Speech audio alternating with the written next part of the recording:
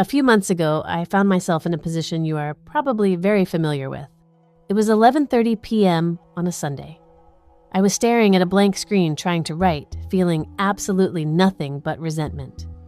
My coffee was cold, my brain was completely fried, and I was running on pure, exhausting willpower.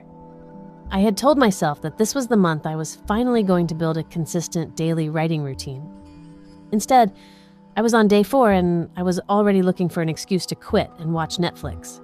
I sat there wondering, why is this so hard? Why does every single self-help book make building a routine sound so effortless when the actual reality of sitting in the chair feels so painfully unnatural? I realized I didn't want more feel-good motivation or vague advice. I wanted to understand the actual mechanical truth. So I stopped trying to force myself to work, and I started treating my own life like a broken engine that needed to be taken apart and rebuilt from scratch.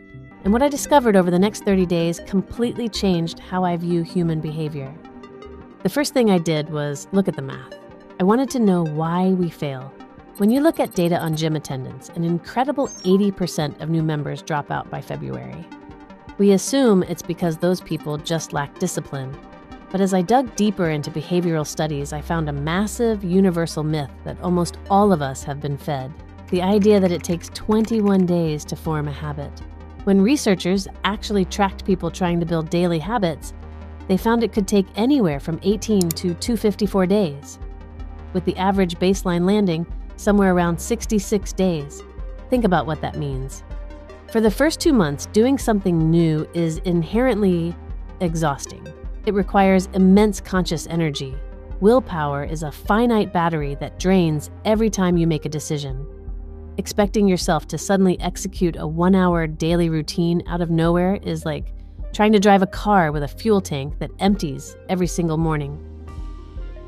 To fix my own routine, I had to stop acting like a cheerleader and start acting like an architect. I needed to understand the physical mechanism of automation. Inside our brains, there is a primitive core called the basal ganglia. It doesn't care about your long-term goals or your vision board. It operates purely on pattern recognition.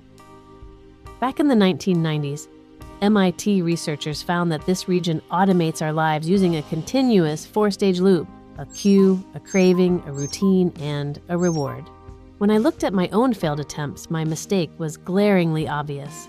I was focusing 100% of my energy on the routine, forcing myself to sit down and write.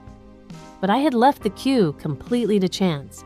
Because there was no environmental trigger, my brain had to make a conscious choice to start every single day. And when your decision-making brain has to choose between doing something hard or doing something comfortable, comfort wins every single time.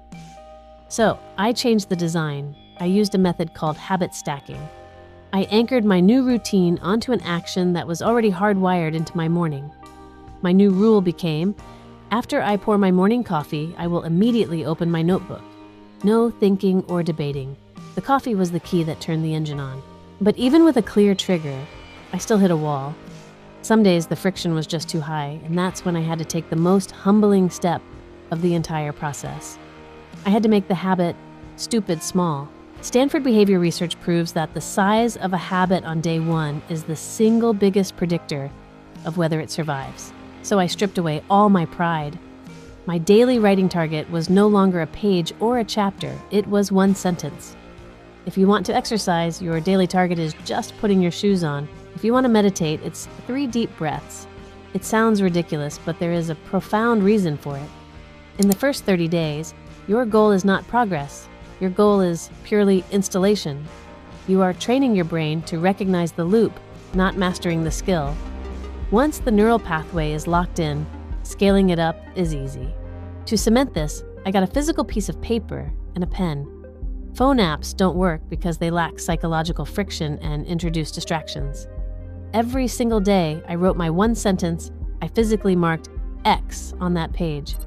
Checking off that chain created an immediate hit of satisfaction that locked the loop in, and I set 1 unbreakable boundary.